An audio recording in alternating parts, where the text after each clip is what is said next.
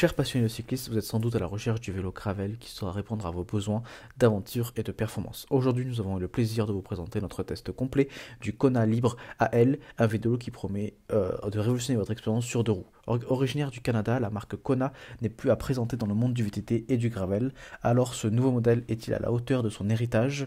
Nous l'avons mis à l'épreuve pour vous. Accrochez-vous, nous emmenons dans un tour d'horizon exhaustif de ce vélo qui pourrait être bien votre prochain compagnon de route.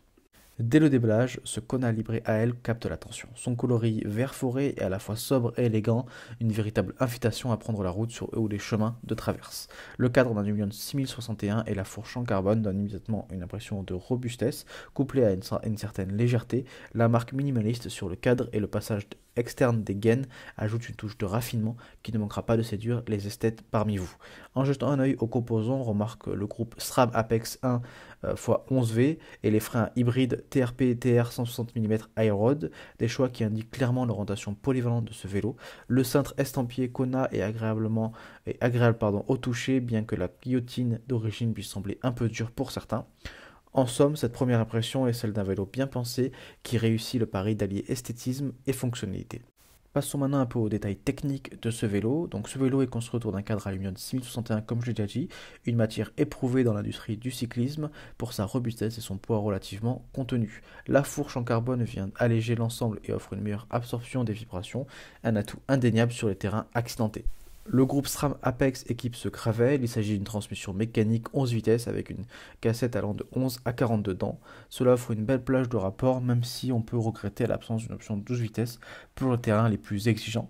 Les freins hybrides TRP TR 160 mm Airrod assurent le freinage, ils combinent avec un câble actionné par le levier et un piston hydraulique offrant ainsi une performance de freinage correcte sans atteindre un niveau de système 100% hydraulique. La géométrie du vélo, elle, est orientée vers une pratique d'endurance. Le stack est assez important, tout comme la hauteur de la douille, celui qui confère une position de conduite très relevée. L'empattement et la longueur des bases sont également notables, assurant une bonne stabilité en ligne droite.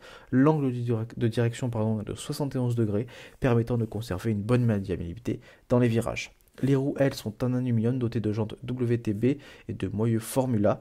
Elles sont chaussées de pneus Maxxis Rumble de 45 mm de section, offrant un bon compromis entre confort et rendement. Enfin, le vélo est truffé d'inserts pour le bikepacking, vous permettant de transformer rapidement ce vélo en vélo de voyage. La fourche carbone est même dotée de 4 inserts pour installation de cage ou de porte-bidon supplémentaires. Après avoir un peu scruté ses spécifications techniques, nous avons mis à l'épreuve ce Kona Libre AL sur différents terrains, des routes bitumées, du Vaucluse aux pistes défoncées des Vosges. Alors qu'en est-il de ses performances? D'emblée, la position de conduite très relevée interpelle. Si ça peut surprendre au début, surtout pour ceux qui sont habitués à une posture plus agressive, elle se relève rapidement confortable. Cette position élevée permet de passer facilement d'une prise en main sur le haut du cintre à une position drop bar sans ressentir de tension dans le cou ou le dos, c'est un atout indéniable pour les longues sorties. La géométrie d'endurance du vélo combinée à un empattement important et des bases longues confère une excellente stabilité, que ce soit sur route ou sur les terrains plus accidentés. Le vélo est rassurant dans les descentes, même celles qui sont techniquement exigeantes. Côté transmission, les 11 vitesses font le travail. Elles sont fiables et offrent une plage de rapport suffisamment large pour la plupart des terrains. Cependant, sur des pentes très raides, le plateau 40 dents peut se révéler limitant pour les cyclistes moins entraînés. Les freins hybrides sont aussi efficaces mais demandent un temps d'adaptation, surtout si vous êtes habitué à des systèmes 100% hydrauliques. Ils sont performants mais nécessitent une attention particulière lors des freinages d'urgence surtout. Les pneus, eux, offrent un bon compromis entre confort et adhérence. Ils sont robustes et difficiles à prendre en défaut, même sur certains terrains accidentés. Cependant, leur poids peut se faire sentir dans les montées, surtout lorsque le pourcentage grimpe au-dessus des 5%. En mode bikepacking, le vélo se transforme aisément en monture de voyage grâce à ses nombreux inserts. Nous avons testé différentes configurations de bagagerie et le vélo a montré une belle polyvalence. Maintenant, on va un peu essayer de comparer ce Kona avec les autres vélos de la marque. Donc, on va pouvoir peut-être comparer entre le Kona Libre AL et le Kona Sutra LTD. Donc, en termes de matériaux du crâne, alors que le Kona Libre AL utilise un cadre en aluminium 6061, le Kona Sutra LD opte pour un cadre en acier. L'acier est souvent associé à un meilleur confort de conduite, mais l'aluminium offre un avantage en termes de poids. La géométrie, elle, les deux vélos sont conçus pour le gravel et le bikepacking, mais ce vélo, le Libre AL, présente une géométrie plus agressive, ce qui pourrait être plus adapté à ceux qui cherchent également à rouler sur des terrains plus techniques.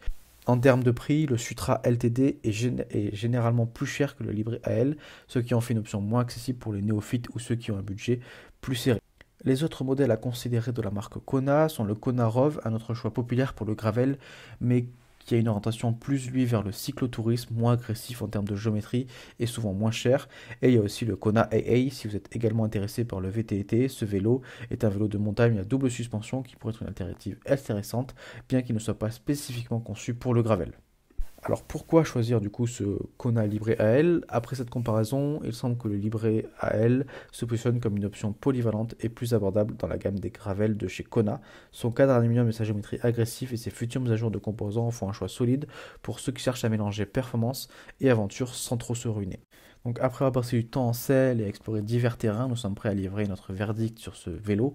Ce gravel bike canadien se positionne comme une option sérieuse pour ceux qui cherchent un vélo polyvalent sans se ruiner. Le confort de la position de conduite est un point fort indéniable, surtout pour les longues sorties et les aventures en bikepacking. La géométrie d'endurance couplée à une excellente stabilité en fait un choix rassurant pour les cyclistes de tout niveau. En termes de polyvalence, le Kona Libre excelle, ses nombreux inserts permettent une transformation rapide en vélo de voyage et s'adapte très bien à différents types de bagagerie. Donc si vous êtes à la recherche d'un gravelback qui offre un excellent rapport qualité-prix, ce vélo mérite votre attention. Il pourrait cependant gagner en réactivité avec des paires de roues plus légères, surtout pour ceux qui envisagent de rouler en montagne. En conclusion, ce vélo s'impose comme une option solide pour quiconque souhaite s'aventurer au-delà des routes bitumées sans sacrifier le confort ou la polyvalence. Son ADN canadienne se ressent dans sa robustesse et sa capacité à s'adapter à diverses situations, des routes goudronnées aux pistes de gravel en passant par les terrains plus techniques. Bien sûr, il a ses limites, notamment en termes de poids et des composants qui pourraient être optimisés, mais à son prix, surtout avec les offres promotionnelles en cours, il offre un rapport qualité-prix très compétitif. C'est un vélo qui vous permettra de découvrir le monde du gravel ou de l'amener à un niveau supérieur sans vous ruiner. Nous espérons que cette vidéo vous avait été utile et qu'elle vous a éclairé dans votre choix. N'hésitez pas à vous partager vos propres expériences que vous avez avec ce vélo dans les commentaires. D'ici là, nous on se retrouve pour une prochaine vidéo. Merci, au revoir.